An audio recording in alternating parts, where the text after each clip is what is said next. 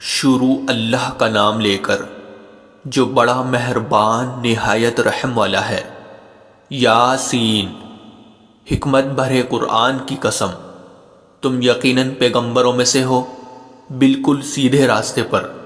یہ قرآن اس ذات کی طرف سے اتارا جا رہا ہے جس کا اقتدار بھی کامل ہے، جس کی رحمت بھی کامل، تاکہ تم ان لوگوں کو خبردار کرو جن کے باپ داداؤں کو پہلے خبردار نہیں کیا گیا تھا، اس لیے وہ غفلت میں پڑے ہوئے ہیں۔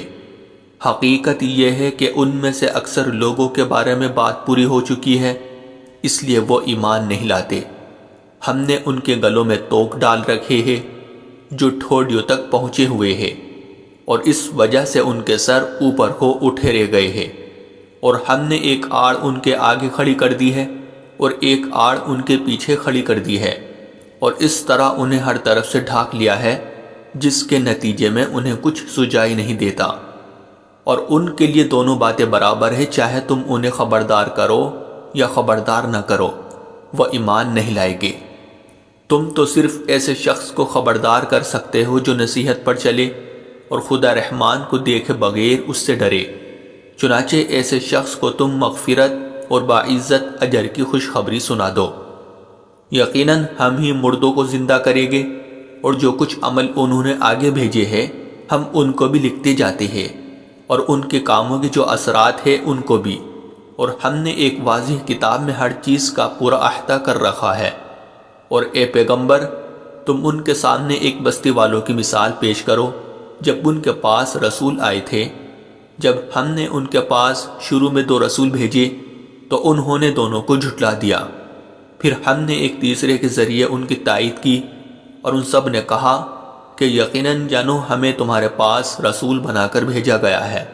انہوں نے کہا تمہاری حقیقت اس کے سوا کچھ بھی نہیں ہے کہ تم ہم جیسے ہی آدمی ہو، اور خدا رحمان نے کوئی چیز نازل نہیں کی ہے، اور تم سراسر جھوٹ بول رہے ہو۔ ان رسولوں نے کہا ہمارا پروردگار خوب جانتا ہے کہ ہمیں واقعی تمہارے پاس رسول بنا کر بھیجا گیا ہے، اور ہماری ذمہ داری اس سے زیادہ نہیں ہے کہ صاف صاف پیغام پہنچا دے۔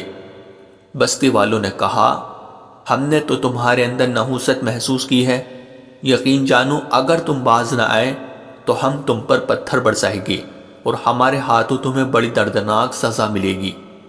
رسولوں نے کہا تمہاری نحوست خود تمہارے ساتھ لگی ہوئی ہے، کیا یہ باتیں اس لیے کر رہے ہو کہ تمہیں نصیحت کی بات پہنچائی گئی ہے؟ اصل بات یہ ہے کہ تم خود حد سے گزرے ہوئے لوگ ہو۔ اور شہر کے پرلے علاقے سے ایک شخص دوڑتا ہوا آیا، اس نے کہا اے میری قوم کے لوگوں، ان رسولوں کا کہنا مان لو، ان لوگوں کا کہنا مان لو جو تم سے کوئی اجرت نہیں مانگ رہے، اور وہ صحیح راستے پر ہے۔ اور بھلا میں اس ذات کی عبادت کیوں نہ کروں جس نے مجھے پیدا کیا ہے، اور اسی کی طرف تم سب کو، بھلا کیا اسے چھوڑ کر میں ایسوں کو معبود مانوں کہ اگر خدا رحمان مجھے کوئی نقصان پہنچانے کا ارادہ کر لے تو ان کے سفارش میرے کسی کام نہ آئے، اور نہ وہ مجھے چھڑا سکے۔ اگر میں ایسا کروں گا تو یقیناً میں کھلی گمراہی میں مبتلا ہو جاؤں گا۔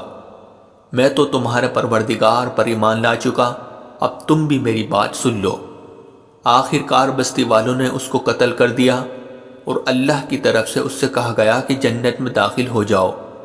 اس نے جنت کی نعمتیں دیکھ کر کہا کہ کاش میری قوم کو معلوم ہو جائے کہ اللہ نے کس طرح میری بخشش کی ہے اور مجھے باعزت لوگوں میں شامل کیا ہے۔ اور اس شخص کے بعد ہم نے اس کی قوم پر آسمان سے کوئی لشکر نہیں اتارا، اور نہ ہمیں اتارنے کی ضرورت تھی۔ وہ تو بس ایک ہی چنگھاڑ تھی جس سے وہ ایک دم بجھ کر رہ گئے۔ افسوس ہے ایسے بندوں کے حال پر، ان کے پاس کوئی رسول ایسا نہیں آیا جس کا وہ مذاق نہ اڑاتے رہے ہو۔ کیا انہوں نے نہیں دیکھا کہ ان سے پہلے ہم کتنی قوموں کو اس طرح ہلاک کر چکے ہیں کہ وہ ان کے پاس لوٹ کر نہیں آتے، اور یہ جتنے لوگ ہیں ان سبھی کو اکٹھا کر کے ہمارے سامنے حاضر کیا جائے گا۔ اور ان کے لیے ایک نشانی وہ زمین ہے جو مردہ پڑی ہوئی تھی، ہم نے اسے زندگی عطا کی، اور اس نے غلہ نکالا جس کی خوراک یہ کھاتے ہیں۔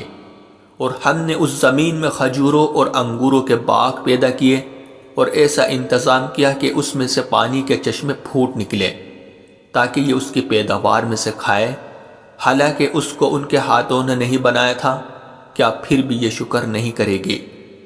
پاک ہے وہ ذات جس نے ہر چیز کے جوڑے جوڑے پیدا کیے ہیں، اس پیداوار کے بھی جو زمین اگاتی ہے اور خود انسانوں کے بھی، اور ان چیزوں کے بھی جنہیں یہ لوگ ابھی جانتے تک نہیں ہیں، اور ان کے لیے ایک اور نشانی رات ہے، ہم اس پر سے دن کا چھلکا اتار لیتے ہیں تو وہ یکایک اندھیرے میں رہ جاتے ہیں، اور سورج اپنے ٹھکانے کی طرف چلا جا رہا ہے۔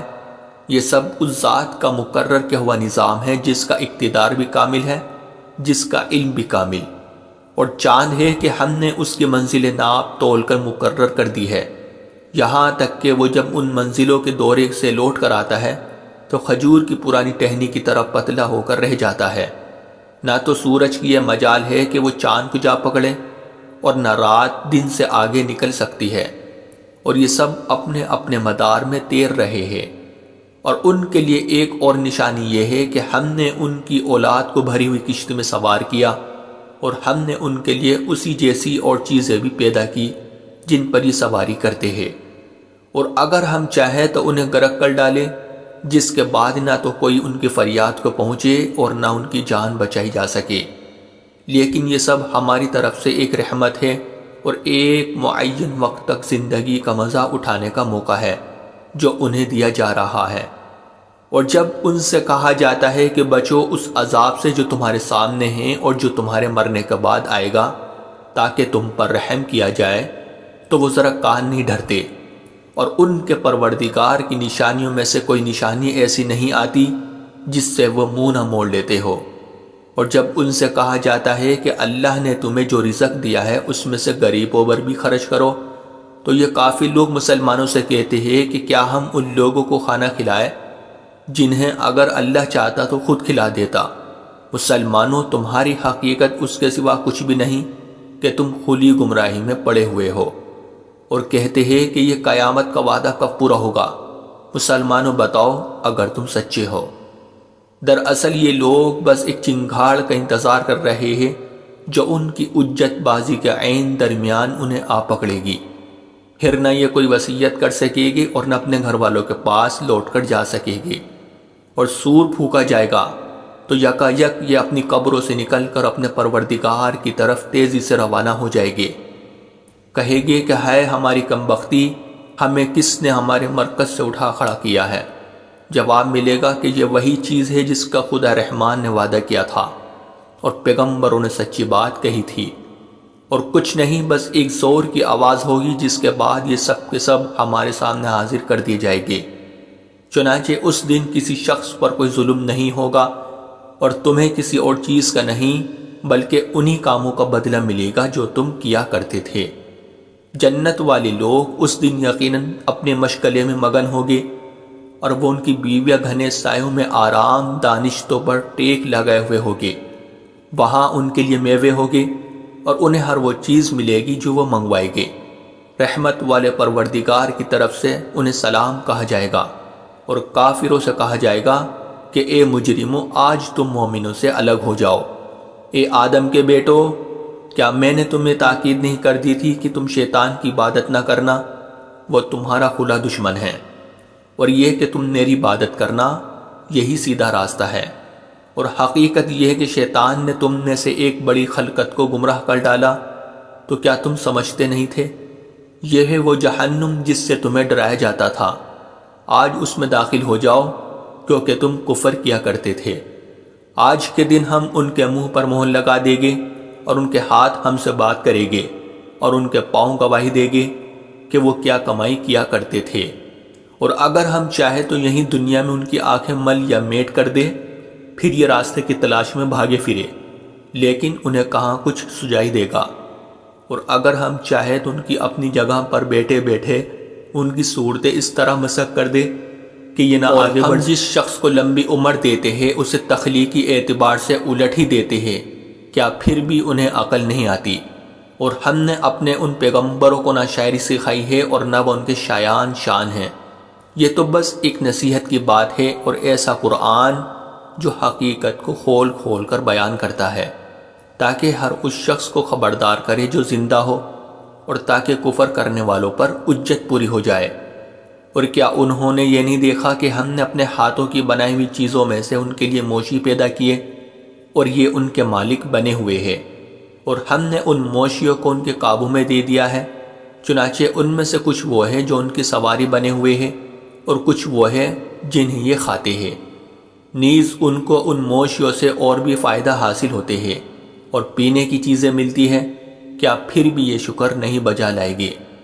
اور انہوں نے اللہ کو چھوڑ کر اس امید پر دوسرے خدا بنا رکھے ہیں کہ انہیں ان سے مدد ملے، حالانکہ ان میں یہ طاقت ہی نہیں ہے کہ ان کی مدد کر سکے، بلکہ وہ ان کے لیے ایک ایسا مخالف لشکر بنے گے جسے قیامت میں ان کے سامنے حاضر کر لیا جائے گا۔ غرض اے پیغمبر ان کی باتیں تمہیں رنجیدہ نہ کرے، یقین جانو ہمیں سب معلوم ہے کہ کیا کچھ چھپاتے اور کیا کچھ ظاہر کرتے ہیں۔ اور کیا انسان نے یہ نہیں دیکھا کہ ہم نے اسے نطفے سے پیدا کیا تھا، پھر اچانک وہ خلم کھلا جھگڑا کرنے والا بن گیا۔ ہمارے بارے میں تو وہ باتیں بناتا ہے اور خود اپنی پیدائش کو بھلا بیٹھا ہے، کہتا ہے کہ ان ہڈیوں کو کون زندگی دے گا جبکہ وہ گل چکی ہوگی۔ کہہ دو کہ ان کو وہی زندگی دے گا جس نے انہیں پہلی بار پیدا کیا تھا، اور وہ پیدا کرنے کا ہر کام جانتا ہے۔ وہی ہے جس نے تمہارے لیے سرسبز درخت سے آگ پیدا کر دی ہے، پھر تم ذرا سی دیر میں اس سے سلگانے کا کام لیتے ہو۔ بھلا جس ذات نے آسمانوں اور زمین کو پیدا کیا ہے، کیا وہ اس بات پر قادر نہیں ہے کہ ان جیسوں کو دوبارہ پیدا کر سکے؟ کیوں نہیں، جبکہ وہ سب کچھ پیدا کرنے کی پوری مہارت رکھتا ہے۔